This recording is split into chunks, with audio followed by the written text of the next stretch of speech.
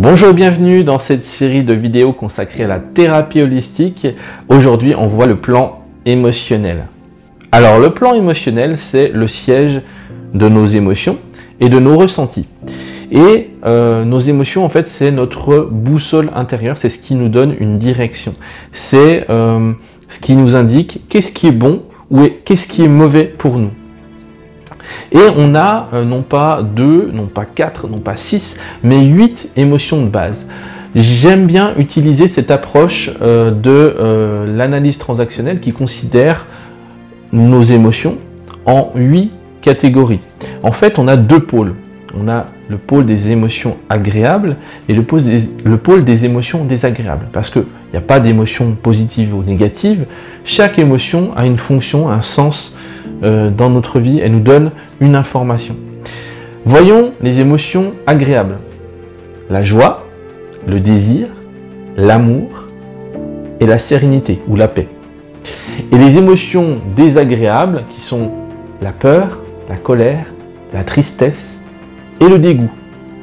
Et ce qui est intéressant dans tout ça, c'est que c'est une vision dynamique de nos émotions. On est soit dans l'une, soit dans l'autre. En fait, c'est comme si on avait 2 polarités et on se situe un petit peu dans ces 2 extrêmes, comme une boussole. Je vous explique. Par exemple, le contraire de la joie, qu'est-ce que c'est? Le contraire de la joie, c'est la colère. Parce que la joie me dit « Ok, tout va bien, continue, tu es sur la bonne voie. C'est fluide, ça avance, ça marche. Ok ?» Le contraire de la colère, c'est « Ok, je vais dans une direction et puis j'ai un obstacle, j'ai des contraintes, j'ai des trucs qui ne me conviennent pas. » Donc là, c'est les bâtons dans les roues. Là, la colère, elle dit « Ok, il y a un truc qui ne va pas. Il y a une règle du jeu qui n'est pas respectée. » Donc, on a cette polarité joie-colère. Le désir. Quel est le contraire du désir? Le désir, c'est quand je suis attiré par quelque chose ou par quelqu'un. On est d'accord? Eh bien, le contraire du désir, c'est le dégoût. Quand j'ai un sentiment de dégoût vis-à-vis de quelqu'un, de quelque chose, ou même de moi-même, ça peut arriver, ça veut dire que c'est quelque chose que je rejette.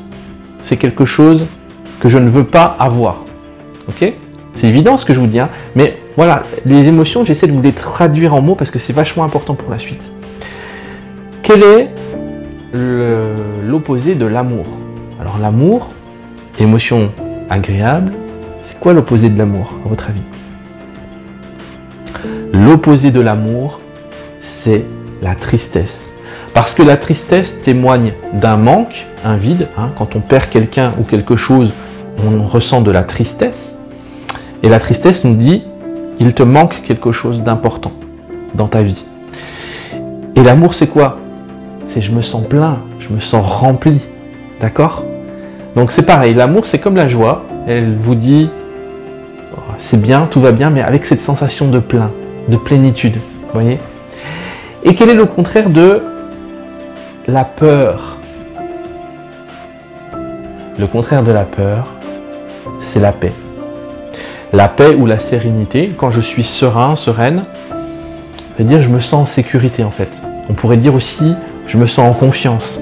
Le contraire de la confiance, de la paix, de la sérénité, c'est la peur. La peur vous indique simplement qu'il y a un danger réel ou imaginaire, hein, mais qu'il y a potentiellement un danger. Et donc c'est le sentiment d'insécurité, la peur, tout simplement. Ok? Donc on a cette polarité, donc joie, colère, peur, paix, désir, dégoût, amour, tristesse.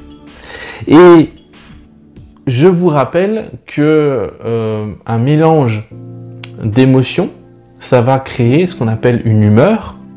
Et quand une émotion se mélange avec une pensée, ça va donner ce qu'on appelle un sentiment. Ok? Et ce qu'il faut bien comprendre dans cette vidéo, c'est que sur ce plan émotionnel, le plan émotionnel, en fait, c'est vraiment la clé de voûte d'un être humain. Hein. Nous sommes avant tout des êtres émotionnels, nous sommes des êtres d'émotion. Quoi qu'on en dise, on a beau essayer de se raisonner, de se dire « oui mais non, moi je suis pas dans l'émotion ». Non, non, non, non, non. On est avant tout des êtres émotionnels.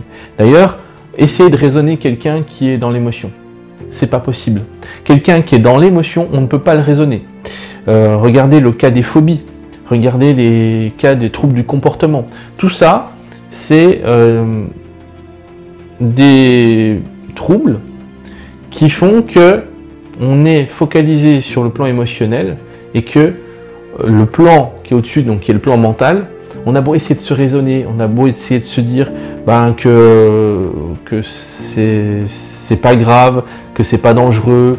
Non, on a beau essayer de se raisonner sur plein de choses, rien à faire. C'est comme s'il y avait une partie du cerveau qui était déconnectée et on reste dans l'émotion, on reste dans l'émotionnel.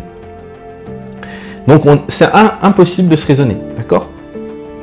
Donc nous sommes avant tout des êtres d'émotion. Quand on achète quelque chose, bien souvent les achats c'est compulsif, hein. On l'achète parce qu'on a eu le désir de l'acheter avant tout, avant de se dire ouais on justifie, puis on dit ouais mais c'est bien parce que j'en avais besoin. Non, c'est parce qu'il y a le désir émotionnellement, hein. Donc voilà pourquoi les pubs mettent autant d'argent pour vous raconter des histoires, parce qu'elles mettent de l'émotion. Une bonne pub, c'est une pub où il y a de l'émotion dedans. Pourquoi? Je dis ouais mais moi ça m'atteint pas. Vous pensez vraiment que ça vous atteint pas? À un niveau inconscient, ça vous atteint. Parce qu'on est tous fait pareil, d'une certaine manière, et on est des êtres émotionnels. C'est ça qu'il faut bien comprendre. Et le problème, c'est qu'on vit dans une société qui ne met pas en avant les émotions. D'ailleurs, c'est ça qu'on dit aux enfants. On leur dit, qu'est-ce qu'on leur dit? Sois sage, tiens-toi tranquille, ne pleure pas, sois grand, sois fort, n'aie pas peur, sois sérieux. Tout ça, ça vise à mettre quelque part les émotions de côté et à les réprimer finalement. Et ça c'est très dur pour les enfants, parce qu'un enfant c'est émotion à 100%. L'enfant il n'a pas de limite, il n'a pas de filtre. Donc l'adulte il est là pour éduquer l'enfant. Mais c'est là où on a beaucoup de conflits. C'est est-ce que je dois exprimer pleinement mes émotions ou est-ce que je dois complètement les réprimer? C'est toujours une question d'équilibre en fait. Et au risque d'être pris pour un fou ou un faible, on ne peut pas, quand on est adulte, exprimer pleinement ses émotions. Effectivement, si je laisse exprimer pleinement mes émotions, je vais être pris pour un fou. Si je me mets complètement en colère, je sors complètement de mes gonds, et puis que je crie, je hurle dans la rue, on va me prendre pour un fou. Pareil, si je suis vraiment plein de joie, que j'exprime ma joie, que je me roule par terre, on va me prendre pour un fou. On est d'accord? Les enfants peuvent faire ça, pas un adulte. Pareil, si je suis hypersensible, je vais facilement être touché par beaucoup de choses.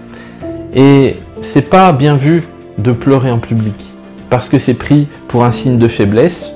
Et puis d'ailleurs, il y a beaucoup de non-hypersensibles qui se moquent des hypersensibles en disant, oh la chochotte, oh la petite larme, oh... Mais on est comme ça, on a cette sensibilité-là. Et ce que je veux vous montrer, c'est que c'est ni bon ni mauvais, on est comme ça. Mais ce qui est important, c'est d'exprimer ses émotions. Parce que les émotions, c'est une forme d'énergie, si vous voulez. Et comme toute énergie, elle a besoin de circuler. Les émotions ont besoin de circuler dans le corps, et elles ont pour vocation donc de circuler dans le corps, de transmettre un message, puisque j'ai dit tout à l'heure, c'est notre boussole qui nous indique qu'est-ce qui est bon pour nous, qu'est-ce qui n'est pas bon. D'accord? Et une fois qu'elles ont délivré le message, elles doivent être évacuées. Parce que qu'est-ce qui se passe si je réprime mes émotions, si je les garde à l'intérieur de moi? Qu'est-ce qui se passe? Ça va créer une tension à l'intérieur de mon corps. Une tension de plus en plus forte, comme la cocotte minute. Et les tensions internes dans le corps, ça va faire des dégâts au bout d'un moment en fait. Donc il est vraiment capital de vivre ces émotions et de trouver un moyen de les exprimer. Et c'est vraiment important.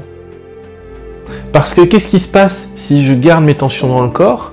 Quelque part, je détruis mon corps. Je détruis mon corps à petit feu. Alors, c'est quoi la solution? Parce que, effectivement, comme j'ai dit tout à l'heure, on vit dans une société qui, si on exprime pleinement nos émotions comme des enfants, en fait, dans l'idéal, c'est ça qu'il faudrait faire. Hein. Quand je sens une émotion qui monte, je l'exprime comme un gamin. Je ne me pose pas de questions. Sauf que, voilà, on vit dans une société où, si on ne veut pas être pris pour un fou, ou si on ne veut pas être pris pour un faible, eh ben, il va falloir composer avec. Et donc là, c'est tout ce qu'on appelle la gestion émotionnelle. Apprendre à gérer ses émotions. C'est-à-dire, tout en conservant son rôle d'adulte, de sérieux, et tout ce que vous voulez, bah, trouver des moyens de décompensation. Donc on a différents outils, c'est comme tout, hein. Il y a des outils pour tout. La sophrologie aide beaucoup. Moi j'utilise beaucoup la sophro pour ça. Il y a des techniques également qui permettent de se débarrasser de certaines émotions qui ont été cristallisées à un moment donné, comme la méthode typique qui marche très bien. Donc là on ne parle pas de gestion émotionnelle, on parle plus de régulation émotionnelle. Et puis des techniques de libération des chocs émotionnels, enfin voilà. On a plein de choses, plein d'outils à notre disposition. Si ça peut vous intéresser, je vous invite à aller voir le premier lien en description sur mon site internet. Vous pouvez également télécharger les 30 clés indispensables du bien-être que j'ai écrit et qui vous donnent accès à tout un tas d'outils pour gérer ses émotions et se sentir bien au quotidien. Voilà. Merci de m'avoir suivi, vous pouvez liker, aimer, partager la vidéo. Et si vous avez des questions, n'hésitez pas à les mettre en commentaire juste en dessous. Et on va voir dans une prochaine vidéo, qu'est-ce qu'il y a au-dessus du mental? Oh, je l'ai dit, lapsus. Qu'est-ce qu'il y a au-dessus des émotions? Effectivement, il y a le mental. Parce qu'en fait, c'est le mental qui alimente nos émotions. À bientôt.